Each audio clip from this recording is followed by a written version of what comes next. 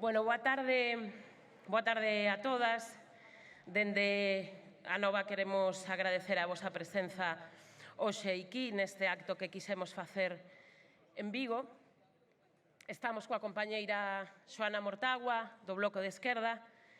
co Antón Sánchez, diputado no Parlamento de Galicia e portavoz de Anova Irmandade Nacionalista,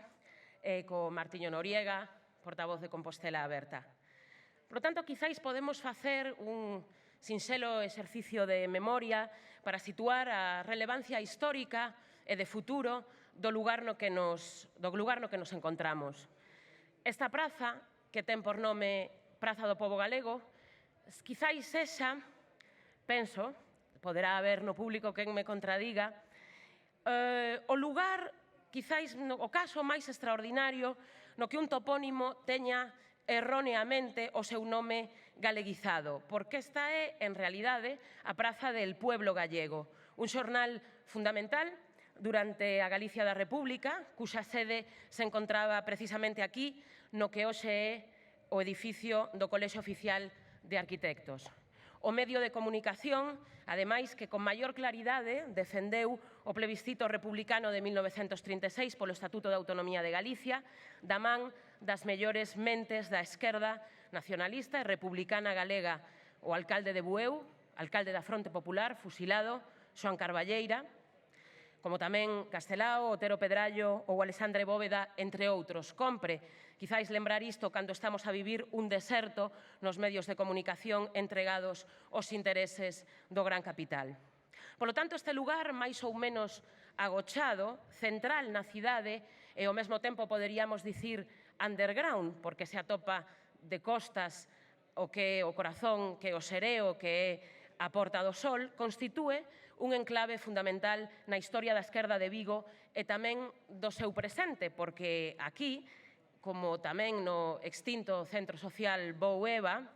medrou o proxecto de unidade da esquerda en Vigo, a Marea de Vigo, da que teño a honra de ser concelleira xunto co meu compañeiro Rubén Pérez.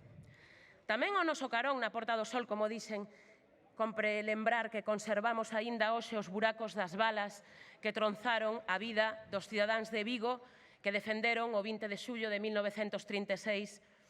a República e con ela o lexítimo goberno municipal da Fronte Popular liderado polo socialista Emilio Martínez Garrido, traizoado nestes tempos polo actual alcalde dito socialista e do que nós,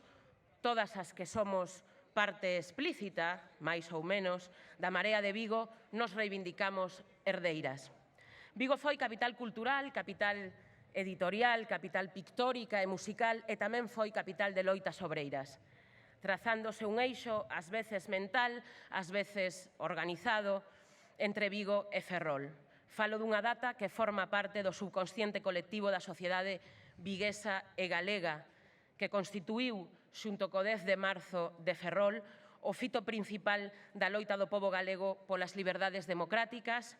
e os dereitos sociais no tramo final da ditadura. Falo de 1972. Foron 15 días de folga xeral con máis de 25.000 traballadores implicados e traballadoras, cuns 5.000 despidos e centos de detidos e feridos. En 1972, esta cidade escribiu a súa páxina na historia da loita contra a ditadura, pondo en xaque o réxime franquista e contribuindo ao seu desgaste.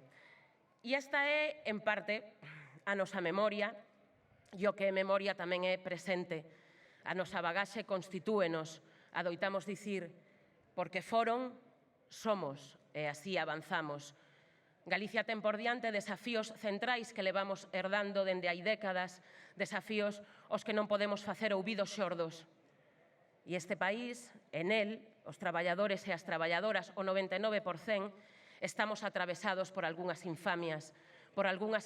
concretas, por mostras de colonialismo sobre os recursos e as potencialidades dun país expoliado. Escribía Antón Sánchez o outro día que Galicia está a sofrer o expolio do seu vento, do seu territorio, a través da explotación dos seus recursos naturais por parte de eléctricas, bancos, fondos boitre, que se reparten o pastel público do negocio eólico. E reparten eses beneficios entre conglomerados privados grazas a leis elaboradas e aprobadas no Parlamento de Galicia e no Congreso dos Deputados, onde urxen, se cabe hoxe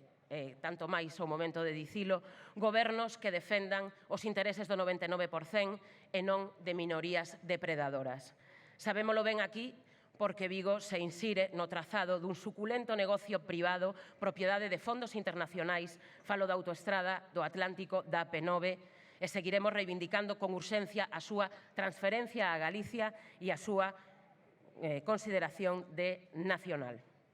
En definitiva, dende Anova seguiremos defendendo unha vontade de emancipación social e nacional como dúas caras dunha mesma moeda, porque o horizonte dunha sociedade libre conformada por iguais, é dicir, o horizonte estratéxico do socialismo, leva aquí aparellada a práctica independentista. A defensa irrenunciable o dereito de autodeterminación e dentro del a vontade a que nós nos comprometemos de construir unha república galega na que o pobo sexa quen máis ordene.